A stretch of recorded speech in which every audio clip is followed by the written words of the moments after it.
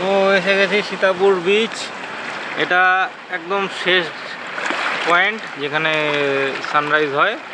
এটা হচ্ছে তোমার শহীদ দ্বীপে, মানে নীল আইল্যান্ডে। নীল আইল্যান্ডেরই বর্তমান নাম হচ্ছে শহীদ দ্বীপ। তো এই যে যেগুলো দেখছো এগুলো কিন্তু পাথর না, এগুলো সব কোরাল। এগুলো কোরাল, বড় বড় কোরাল। এই যে যেটা দাঁড়িয়ে আছি এটাও কোরাল, এটা কোরালের উপর আমরা দাঁড়িয়ে আছি। এগুলো সব কোরাল। আর এগুলো এতটা স্লিপ হয়, পড়লে পরে হাত পা ভাঙবেই ভাঙবে, মাথা ফাটবেই ফাটবে, খুবই স্লিপি। এখানে ঢেউটা একটু দীঘার মতন আছে ঢেউ।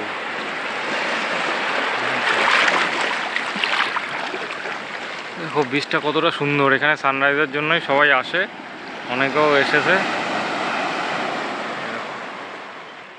তো এই হচ্ছে আমাদের নীল আইল্যান্ডের দ্বিতীয় দিন চলছে। দ্বিতীয় দিন আমরা সকাল সকাল সূর্যোদয় দেখার জন্য এখানে চলে আসলাম সীতাপুর বিচ। এখানেই কিছুটা টাইম কাটিয়ে নিয়ে তারপর আমরা আস্তে আস্তে এগোবো পরের যা যা ভিউ পয়েন্ট আছে সেসব দিকে।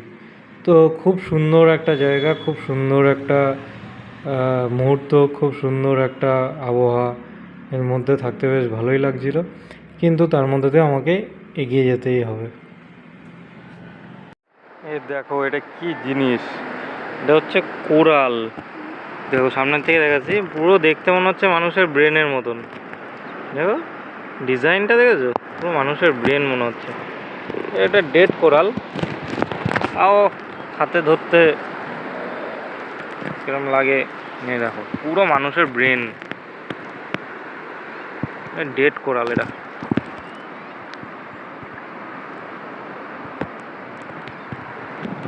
এগুলো সব কোরাল, একটা এক ধরনের আকৃতির কোরাল। এখানে কোরালগুলোর কালার আর ডিজাইনটা অন্যরকম। সীতাপুর বিচ, সীতাপুর বিচের কোরাল এগুলো। ওই আমরা এসছি ওইখান দিয়ে, ওই সোজা ওই পারে, এই পারে এই যে কোরালগুলো টপকে আমরা এদিকে আসলাম। এদিকের ভিউটা আবার অন্যরকম। এবার মনে হচ্ছে যেন কোনো বালি, থাইল্যান্ড এইসব জায়গায় চলে এসেছি, এরকম ভিউ এই জায়গাটা।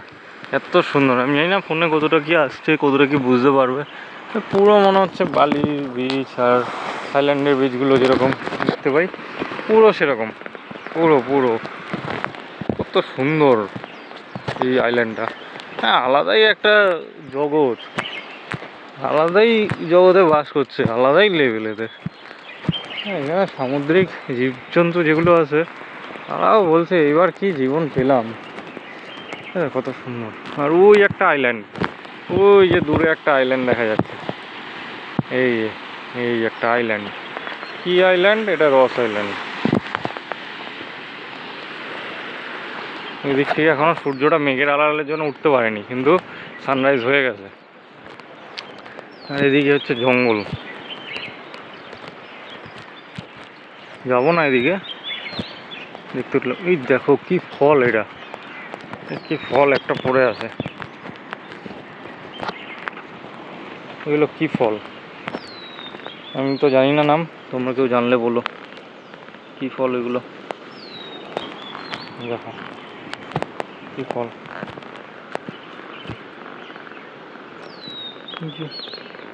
সামুদ্রিক কোনো ফল। এই দেখো এই যে, ও আনারস, এটা আনারস। এই যে আনারস গাছ।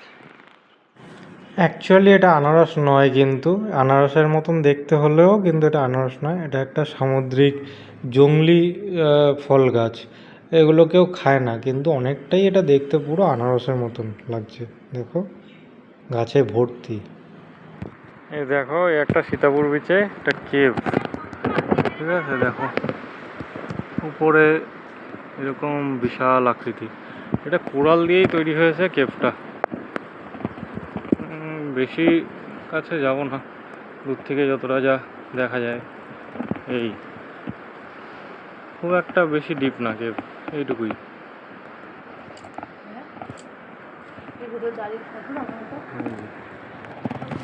এর মাঝেই আমি আর আমার ওয়াইফ দুজনে মিলে একটু ভিডিও করে নিলাম, কারণ এখানে তো ভিডিও করার মতন কাউকে নেই যে বলতে পারবো।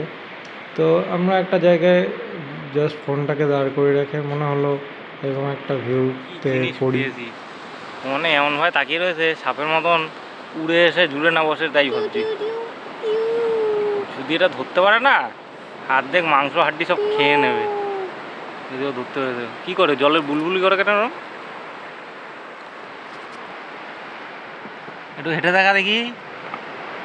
ওই তোরা আমরা দেখতে এসেছি, একটু হেঁটে দেখা। দেখো ওই কাঁকড়াটা ডাঙায় ছিল, ও গেছিল প্রায় আধমরা অবস্থায়, ওকে এনে জলে ছেড়ে দিলাম। এবার ওর জলে ওর কাহিনী দেখো। এই তোর কাহিনী দেখা জলে।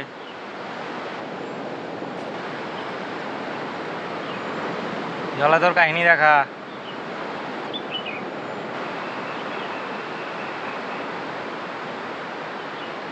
দেখো ও এখন একটু চলতে ফেলতে তাও ইসে করছে, হাঁটে না। তো ভাই সেই দেখি ভরতপুর সি বিচ শহীদ দ্বীপ, একটা রেস্টুরেন্ট। খাওয়া দাওয়ার থাকলে এখানে করতে পারবে, এখানে পরপর সব রেস্টুরেন্ট, দেখো পরপর সব রেস্টুরেন্ট। আর এই যে ভরতপুর সি বিচ, আর ওই যে দেখা যাচ্ছে লম্বা করে, ওটা হচ্ছে জেটি, মানে আমরা যেখানে এসেছিলাম। ওই যে শিপগুলো ওইখানে আসে ওই দূরে, এই যে এখানে সেই পাশে। আর এই যে ভরতপুর সি বিচ ডান দিকেই, এখানে ওয়াটার অ্যাক্টিভিটিস হয়, স্কুবা, স্নর্কলিং। আমাদের যেহেতু হয়ে গেছে স্নর্কলিং, তাই আর করবো না, স্কুবা আর করবো না, কারণ স্কুবার দাম খুব হাই, অত পয়সা নেই স্কুবা করার মতন। আর তাই আমরা এখন আপাতত চলি, একটু ঘুরে নিই, তারপরে যখন জল উপরে আসবে দেখি অন্য কিছু যদি করা যায় তো গেল। আর তারপরে একটু জলে মস্তি, ব্যাস। ও শহীদ দ্বীপের লক্ষ্মণপুর বিচ। কালকে বিকালে যখন এসেছিলাম এখান থেকে সূর্যাস্ত দেখা যায়, খুব সুন্দর। আর এখন হচ্ছে জল দেখো জোয়ারের সময় কোথায় চলে এসছে। কালকে ওই পর্যন্ত যাওয়া গেছিলো, কিন্তু এখন আর যাওয়া যাবে না। সাদা বালির বিচ, জলের কালার দেখো, সেই কালার, জলের কালার দেখো, ওইদিকে কালার দেখে মন ভরে যাবে। খুব সুন্দর বিচ।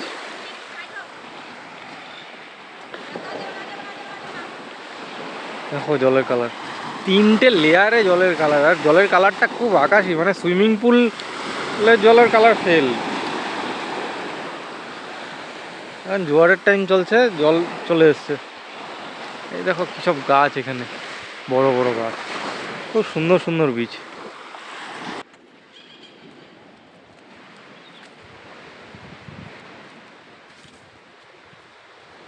হ্যাঁ দেখো একটা বসার জায়গা পেয়েছি, মানে ভরতপুর বিচ। এটা বিচটা এখানে ওই হ্যাভলক যে এলিফ্যান্টা বিচ ছিল, সেই এলিফ্যান্টা বিচের মতনই ওয়াটার অ্যাক্টিভিটিস হয়।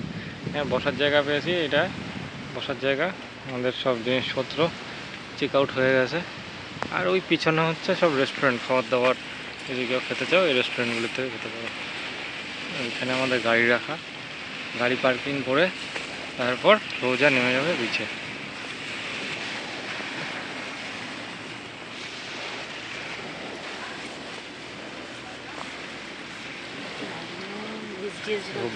বোট রাখা, আর জলের কালারটা দেখো,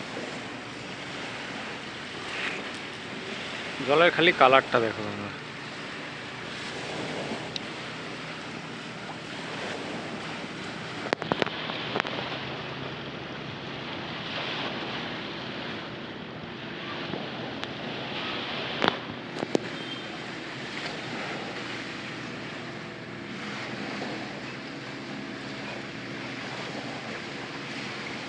একদম স্বচ্ছ জল, এর জন্য আন্দামানকে নীল জলের দেশও বলে, এই কারণে।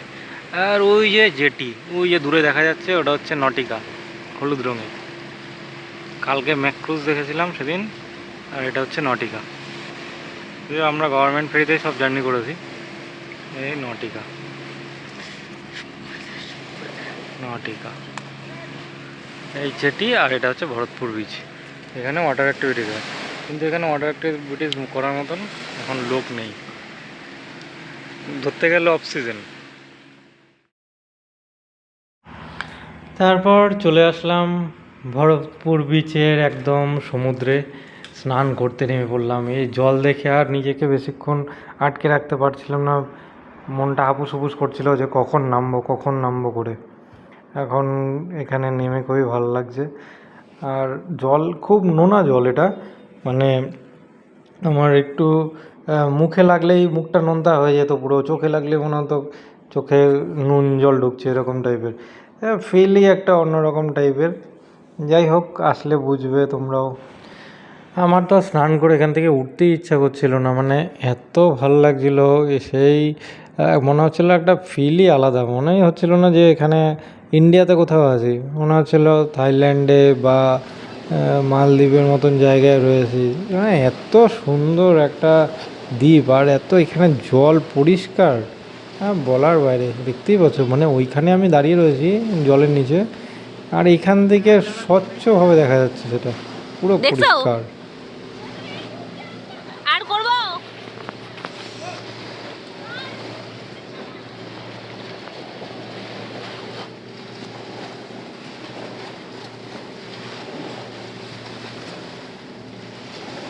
না না না, গলা অবধি।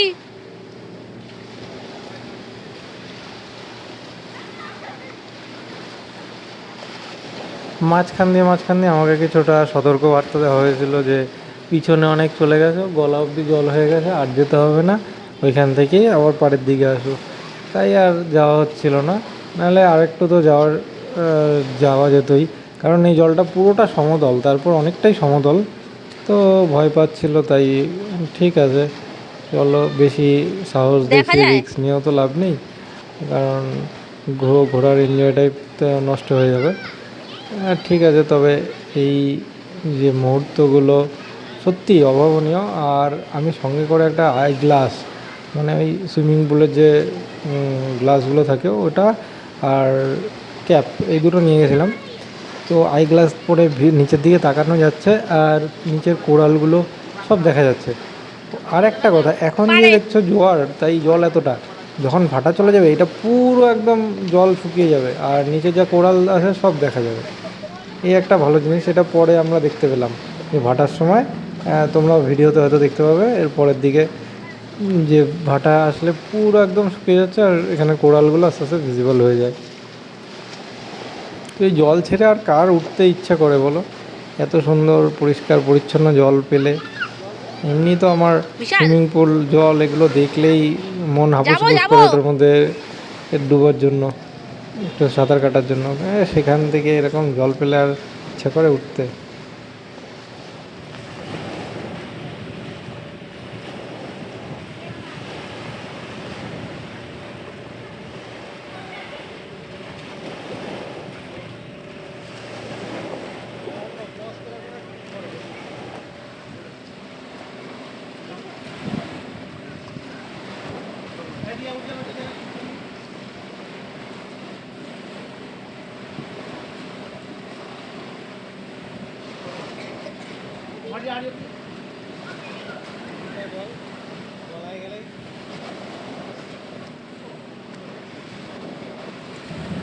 ফাইনালি ডিসিশন নিয়ে নিলাম যে সাঁতার শেষ করা যাক, এবার স্নান শেষ করা যাক, ওঠা যাক পাড়ে, নাহলে আর জল থেকে উঠতে ইচ্ছা করবে না। তারপর খাওয়া দাওয়ারও ব্যাপার আছে, আগানো যাক। না হলে এই ডিসিশন না নিলে হয়তো এরকমই চলতে থাকতো রাত অবধি। তাই এই ডিসিশন নিয়ে চলো শেষ করলাম স্নান। ওই হচ্ছে তোমার নীল আইল্যান্ডের খাবার দাবার, এটার দাম হচ্ছে 350 টাকা প্লেট, মাছ ভাত। কি একটা মাছ বললো, ওই মাছ, ডাল, সবজি, চাটনি, পাঁপড়, আলু ভাজা, ভাত। ভাত আনলিমিটেড, আর মাছ আসছে। কি একটা মাছ বললো, বেশ নামটা ভুলে গেছি। এই হচ্ছে 300 টাকা। খাওয়া দাওয়া খুব কস্টলি এখানে, বিশাল, খুব পরিমাণে। এই চলে আসছে, এটা হচ্ছে তোমার মাছ, দেখো, আচ্ছা মাছ, মাছের পিসটা দেখো। ও ও হচ্ছে পিস, লাল লাল ঝাল ঝাল, দেখি কিরম লাগে। খাওয়া দাওয়া শেষ করে আমরা চলে আসলাম এই ভরতপুর বিচেই। তো এখানে এসে আমরা তখন দেখছি আস্তে আস্তে জল নিচে নামছে, মানে ভাটার সময় শুরু হয়েছে। লোকের কিন্তু কোনো কমতি নেই, আমরা গেছিলাম এপ্রিল মাসে, তো ওই গরমের মধ্যেও কিন্তু লোকের দেখো বেশ ভালোই আনাগোনা। আর এখানে গরম হেভি, কিন্তু এই গাছের তলায় দাঁড়ালে না খুব ঠান্ডা হয়ে যায় তাড়াতাড়ি শরীর। তো গাছের তলায় খুব ঠান্ডা আর গাছের বাইরে বেরালে গরম, এরকম একটা ব্যাপার রয়েছে। গাছের তলায় দাঁড়ালে ঠান্ডা মানে কি বলবো, এসি ফেল। এত সুন্দর হাওয়া দেয় এখানে সমুদ্র পাড়ে, এসি ফেল পুরো। হ্যাঁ, তবে ট্যানের কিন্তু খুব সমস্যায় ভুগতে হবে, এটা হচ্ছে ব্যাপার। যেহেতু বালি, সমুদ্রের বালি রয়েছে, জল রয়েছে, খুব ট্যান পড়ে। ট্যানের প্রোটেকশানগুলো তোমরা অবশ্যই নিয়ে নিও। আর এই দেখো এখানে জল কমেছে, চারিদিকে কিন্তু জল, ওইটুক জায়গায় খালি জল কমেছে, ওইখানে ওরা রিলস বানাচ্ছে। এখানে এতটা পরিষ্কার আসেনি। তো এইখানের পর্ব শেষ আমাদের নীল আইল্যান্ডে ঘোরাফেরা।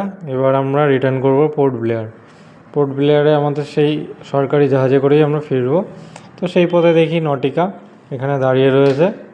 আমাদের আগে এটা ছেড়েছে নটিকাটা। আমাদের গাড়ি ছিল নীল আইল্যান্ড থেকে বেরোনোর জন্য 4:30। তো আমরা 4টের সময় চলে এসেছি। এরপর দেখা হচ্ছে আবার তোমাদের সঙ্গে পোর্ট ব্লেয়ারে। এরপর যাব রস আর নটিকা।